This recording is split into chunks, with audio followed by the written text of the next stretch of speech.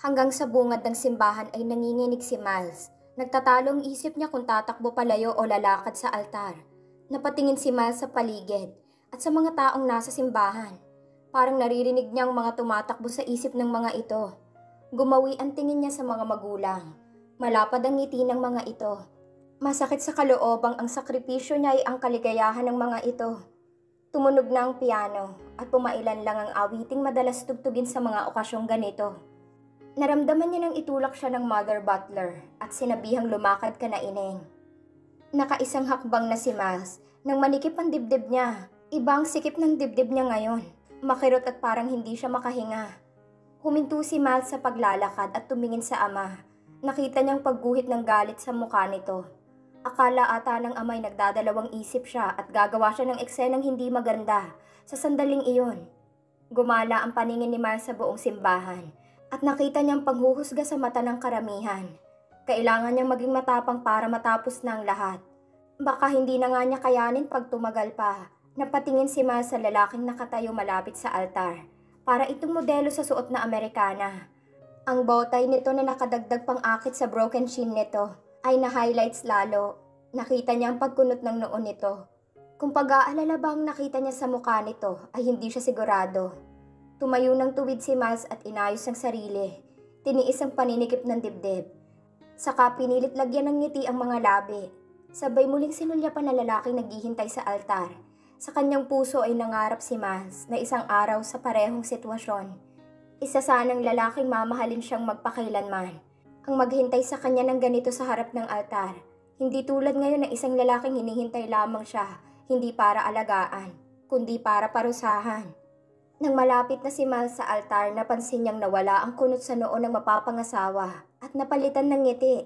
Bagamat ngiting hindi umabot sa mga mata, alam niyang para sa mga ususera ang ngiting iyon.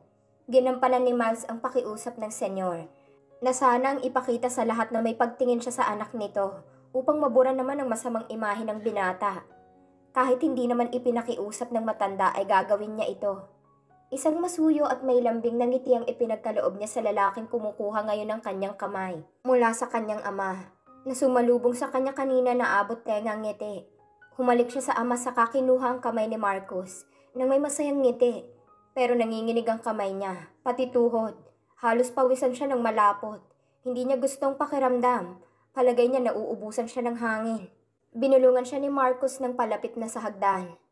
Relax, hindi bagay sa iyong ninenervyos. Look at me with adoration, pwede? Pasarkastikong bulong nito. Pagkatapos sabihin niyo na tila nagbagong timpla ng lalaki. Naging isang maamot parang in love sa kanyang lalaking kaharap. Hindi napigilan ni Miles ang maluha nang sabihin niyang maiksi niyang wedding vow. Halos panawan siya ng ulirat nang punasin mismo ni Marcus ang luha niya. At hinipo ang pisngi niya, sabay sabing relax Han. Para siyang nananaginip. Para siyang nakalutang. Naidasal ni Miles na sana dito na lang siya sa eksenang ito habang buhay. Manatili na lang ang sandaling iyon habang buhay. Pero alam ni Miles kung bakit kailangan ni Marcus magkunwari. At alam niyang pagbabayaran niya ang sandaling iyon. Naituloy naman ni Miles ang vows. Hindi maiksi ang naging vows ni Marcus. Pero para itong sumusumpa sa harap ng piskal. Parang ang vow nito ay parang paliwanag at pangako sa tao. Napakamamahalin siya at pagmamahal ang dahilan ng lahat. Napayuko na lamang si Miles dahil muli siyang inatake ng guilt. Kasalanan niya kung bakit pati ang honoradong taong tulad ni Marcus ay nagawang magkunwari sa harap ng marami. Hindi bale, Marcus. Humupa lamang ang lahat ng ito. Matapos lamang ang eleksyon, palalayain kita kahit itakwil ako ng mundo. Bulong ni Miles habang nakatitig sa lalaki. Nakita naman ni Marcus ang titig na yon na ginawa ni Miles. Kaya nagsalubong ang mga kilay ni Marcus at tumitig din sa dalaga. Masaya ka na ba? Kung iniisip mo, nakatisod ka ng ginto, nagkakamali ka. Hinding-hindi ka hihiga sa mga rosas. Hindi bagay sa'yo. Bulong naman ni Marcus na lumaban ng titigan sa babae. Namalayan na lamang ni Miles na tapos na ang seremonya. You may now kiss the bride. Na lamang ang narinig niya. Pinaghandaan naman ni Miles ang sandaling iyon. Alam niyang sa puot ng binata sa kanya, malamang sapilitan at dampi lamang ang mangyayari. Pero laking gulat ni Miles nang bigyan siya ni Marcus ng nakakawindang na uri ng halik. Malalim. passionate and wet, sa harap ng maraming tao. Palakpakan at hiyawan na nagpatigil sa halik na iyon ng binata. Pinunas pa nitong medyo kumalat niyang lipstick, kaya lalong namutla at nanginginig ang dalaga. Pagkatapos ay sunod-sunod ng kalembang ng kampana ang narinig ni Miles. Hindi na alam ni Miles kung paano natapos ang selebrasyon ng kanilang kasal ni Marcus. Ang natatandaan lang niya ay panay ang ngiti niya habang hawak siya ni Marcus sa bewang. Mahigpit ang hawak nito sa kanya. Paminsan-minsan ay mas humihigpit ang hawak nito, na tila sinasabihan siyang umayos siya ng muka at ngumiti. Masama na kasi talaga ang timpla ni Miles ng mga sandaling yon. Para talaga siyang kinakapos ng hininga. Hindi nawala ang panginginig niya mula pa sa simbahan. Ang nervyos at anxiety niya ay hindi nawala kailanman. Namalayan na lang ni Miles na nagpapaalam ng mga magulang niya na uuwi na dahil lasing na ang ama.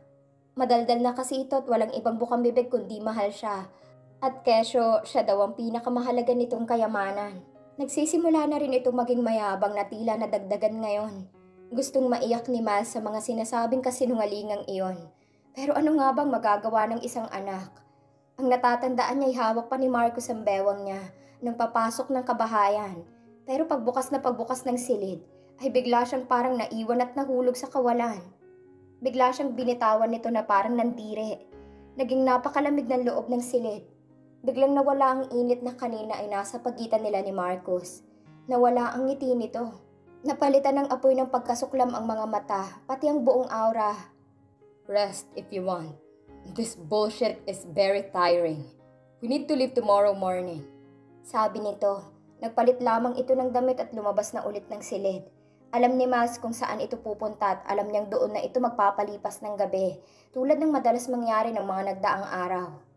Nawala ang anino at ang halimuyak ng pabango nito. Doon lalong naramdaman ni Miles ang lamig ng silid. Nanuot ang lamig sa buo niyang katawan at nilukob ng kalungkutan at pagkabalisa ang puso niya. Parang hindi niya nakayang isa pang araw ng pagkukunwari. Paano ba siya makakatakas sa kapalaran? Kinatatakutan niyang susunod na mga araw. Paano kapag iginiit ni Marcus ang karapatan nito bilang asawa? Paano kapag isa ito sa parusa niya? Mabubuking ang ginawa nila ng ama. Anong gagawin niya? Anong kalalabasan ng pamilya niya? Paano na? Umiyak na lamang ng umiyak si Miles. Uminom siya ng tubig na naroon sa side table dahil naninikip na naman ang dibdib niya na para bang kinakapos siya ng paghinga. Mula nang maganap ang bangungot ng gabing yon, gabi-gabing iniluluha ni Miles ang kapalaran at nakakatulog siya sa pagitan ng pagluha. Tulad ngayon nakatulog ang dalaga nang halos hindi nagawang magpalit ng damit. Tulad ng mga nagdaang gabi, halos kapusin ng hininga si Miles sa hinanakit at bigat ng kalooban sa lahat ng nangyayari. Pero itinutulog na lamang niya. Samantala, nakaubos na si Marcus ng ika-4 niyang beer. Pumabagabag sa kanyang nakita sa simbahan kanina. At ang naging reaksyon niya, for the first time kanina lamang niya natitigan ang babaeng kinasusuklaman. Mula kasi nang mangyari ang eskandalo, halos ayaw niya itong tapunan ng tingin. Minsan niya itong tiningnan pero nakayuko ito at saboy-saboy ang buhok sa muka. Maganda ang babae. Hindi. Napakaganda ng babae. Kaya pala malakas ang loob mangarap ng mataas. Hanggang ngayon ay palaisipan sa kanya kung paano napunta ang babae sa kubol, na alam niya mag-isa siyang nagpunta. Sa maamong mukha nito ay nanghihinayang siyang may itinatagong kamandag at landi ang babae. Parang hindi bagay sa mukhang iyon. Bumabagabag din kay Marcus ang nakita niyang takot sa mga mata ng babae. Totoo rin ang nakita niyang parang ay dinaramdam nito. Buo ang paniniwala niyang pikot ang drama ng babae. Natural kung nakita nga naman ng pamilya nitong ayos nila ay magre-react ng gano'n ng mga magulang. Pero maguhurumintado talaga. Pero bakit magmula nang sakalin niya ang babae sa silid niya, nang unang gabi nila sa silid, ay hindi na siya pinatahimik ng babae. Sa tuwing pipikit siya ay pumapasok sa balintataw niyang maamong mukha nitong umiiyak. Ang mga matang tila nangungusap. At ang mga labi sa tuwing hihikbi ay kinakagat lamang nito upang hindi makagawa ng ingay. Bakit parang tumutusok sa konsensya niyang nanginginig ng katawan ng babae nang hawakan niya sa braso at pabalibag niya sa kama. Sa tuwing pipikit siya ay yun ang nakikita. Kaya nga nagpasya siyang sa guest room na lamang matulog. Sa ikalawang gabi pumasok si Marco sa silid niya ng 10 oras ng gabi para sana kumuha ng pajama. Iyon ang unang beses na pumasok siya matapos ang unang gabi ng babae sa silid niya. Ang inaasahan niyang dadatnan ay isang babaeng kampanteng nakahiga sa kama at ine-enjoy ang swerte. Gold digger ang naging instant impression niya sa babae. Pero nagulat si Marcos nang makitang imbes na masarap ang posisyon nito na nagtutulog sa malambot niyang kama, ay nakita niya itong nakasalampak sa sahig habang nakasubsob ang mukha sa dulo ng kama.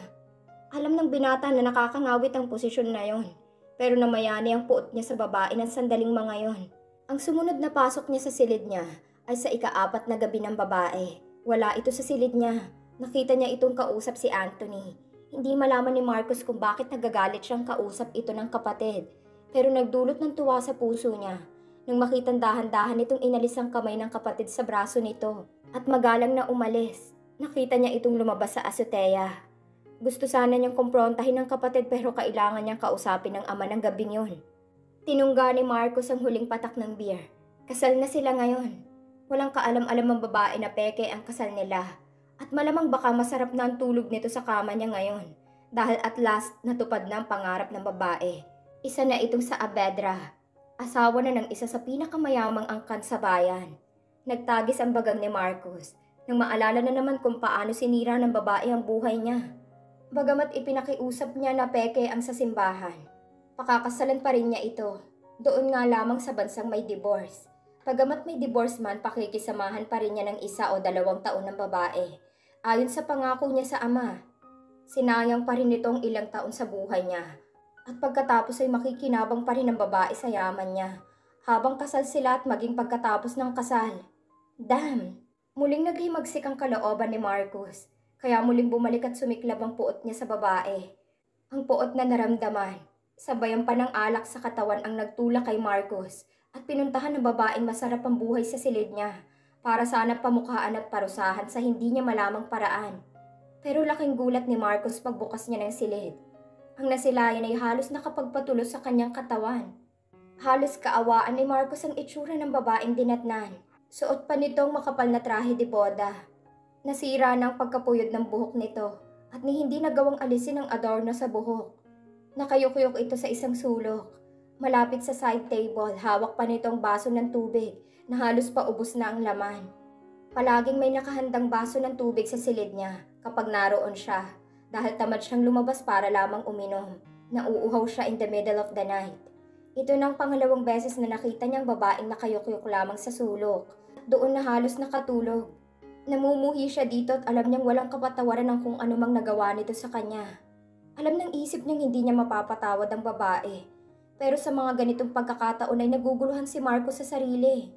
Lumalambot ang puso niya at nakakaramdam ng awa sa babaeng dapat ay wala siyang pakialam. Natukso ang lalaking lapitan ng babae at inis na kalabitin ito para gisingin dahil baka madatnan ito ng maid bukas at kung ano pang isipin. Stop this drama, will you? Maluwang at malambot ang kama ko. Aren't you tempted to taste my bed? Hindi ba itong pangarap mo? Paasik na pang-iinsultong sabi ni Marcos, pero walang reaksyon ng dalaga. Nakayukuyok pa rin ito sa sulok ng kama. Kinalabit ito ni Marcos. This time medyo malakas na ang kalabit, pero walang sagot ang babae. Damn, bakit bang hilig niya magdrama ng ganito ilang ulit-ulit na? Well, it won't work on me, lady, sabi ni Marcos. Marahas niyang hinatak ang braso ng babae para humarap sa kanya, pero parang binayong dibdib niya sa nakita. Halos kumalat ng maskara sa mata ng babae. Bakit sa pisngi nitong dumaloy na luha dahil naging kulay itim na dahil sa inilagay sa mata. Maputla ang labi nitong kanina lamang ay pinarusahan niya. Sa itsura ng babae para itong umiyak magdamag. Sa itsura ng babae para itong may mabigat na dinaramdam. Nakukonsensya na bang ambisyosang ito? Meron ka ba nun, ha? Sa isip-isip ni Marcos, pinipilit labanan ng sumisibol na awa sa babaeng nasa harapan. Marahil dala ng pagiging likas na Maginoo at likas na mabuting tao. Hindi natiis ni Marcos na lumabas ng silid at iwan ng babae. Nakapagtataka lamang na kahit tinapik-tapik na niya ito, pabulyaw pa nga niya kausapin ay tulog pa rin ito. Kahit nang hawiin niyang baso nito at iharap niya sa kanya ay lupaypay pa rin ito sa tulog. Napilitan tuloy si Marcos na buhatin na lamang ang babae at ihiga ng maayos sa kama, sa kabila ng matinding pagkontra ng isip niya. Gusto pa nga ng isip niya ay ibalibag ito sa higaan ng magising eh. Pero ewan niya kung bakit nanaigang kabutihan ng pagkatao niya ng sandaling iyon. Magtatawag sana si Marcos ng katulong para bihisan ng babae. Pero natigilan si Marcos. Una, alauna na ng madaling araw. Ikalawa, paano niya ipapaliwanag sa katulong na ganitong oras ay naka-bridal gown pang babae na supposed to be dapat nilalasap na nilang biyaya ng gabi. Pinalabas ng ama niya sa lahat pati sa mga katulong na head over heels in love siya sa babae. Kainis. Kainis naman. Sabi ni Marcos na naguguluhan na sa sitwasyon. Tinangka ni Marcos na alisin ng koronang parang may bulaklak sa puyod ng babae. Inalis na rin niya ang pagkakapuyod ng buhok nito nang makalapat ng maayos ang ulo nito sa unan. Sinunod niyang alisin ang puting gwantes nito sa kamay at pagkatapos ay sinunod ang sapatos. Itinagilid niya ang babae para kalasin ang zipper ng mahabang trahe de boda nito. Nagtataka talaga siyang hindi nagigising ang babae. Lasing ba ito? Tumagay ba ito ng alak o lambanog na hindi niya nalalaman? Naibaba na ni Marcos ang pang-itaas na bahagi ng trahe hanggang sa malantad na ang harap ng babae na nababalutan ng itim na panloob. Nang tumigil bigla si Marcos, nanumbalik sa balintataw niya lahat ng nangyari ng gabi ng iskandalo at muling nanumbalik ang puot at galit niya dito. Muli niyang inangat ang damit pabalik at hindi na pinagkaabalahan pang iayos. Padarag na naglakad si Marcos palabas ng silid at pabalibag na isinara ang pinto. Sa loob ng guest room pinalipas ni Marcos sa magdamag habang halos hindi naman pinatulog ng naghahalong damdamin. Ang imahe ng babaeng nakahiga sa kama niya, nalabas ang malusog nitong hinaharap, ay paulit-ulit na umiikot sa balintataw niya. Kasunod ang itsura ng mukha nito na tila tigib sa magdamag na pagluha. Damn her! Kainis! Sigaw ni Marcos, sabay ibinatong unan sa pinto. Nakatulog si Marcos na halos isumpa sa galit ang babae sa kanyang silid.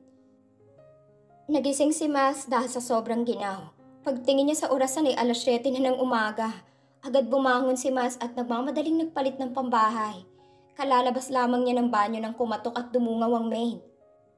Ma'am, pinatatawag na po kayo ni Senyorito Marcos. Mag-aalmusal na daw po, saka pakigayak na din daw po ang gamit nyo.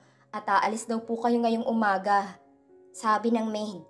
Sinabi niya ditong susunod na. Nasabi na ng lalaki tungkol sa lakad nila. Wala namang igagayak si Mas kundi ang simple niyang damit. Wala rin naman siyang iiimpake dahil wala naman siyang masyadong gamit. Habang nagsusuklay ay pinagmasdan ni Miles ang sarili. Wala siyang makitang bakas ng kaligayahan. Namumutla pala siya kaya kinagat-kagat niya ang mga labi hanggang sa magkakulay. Nawalan na naman pala siya ng malay. Alam ni Miles na nawalan siya ng malay. Nanikip kasi ang dibdib niya matapos niyang uminom ng tubig. Saglit lang ay parang nablangko ang paligid niya. At wala na siyang natandaan pa. Nangyari na ito dati. Noong araw ng kaarawan niya, debo pa nga. Pinag-araro siya ng ama dahil masakit daw ang likod nito. Kaya nagpahilot sa madrasta. Sinabi na niyang hindi niya kaya at may buwanang dalaw pa siya. Pero pinilit siya ng ama. Sayang daw ang daloy ng tubig mula sa irigasyon. Kaya kailangan daw magbungkal bago pa manigas ulit ang lupa. Kaya no choice si Mas, kahit kaarawan. Kahit masakit din ang puson at balakang, nag-araro nga siya ng araw na yon. Tirik ang araw at persado ang katawan ng dalaga. At sa ilang balik ng kalabaw, ay nakaramdam siya ng pagod at hapo. At sinundan ng paninikip ng dibdib na sobrang hirap siyang huminga hanggang sa nawalan na siya ng malay.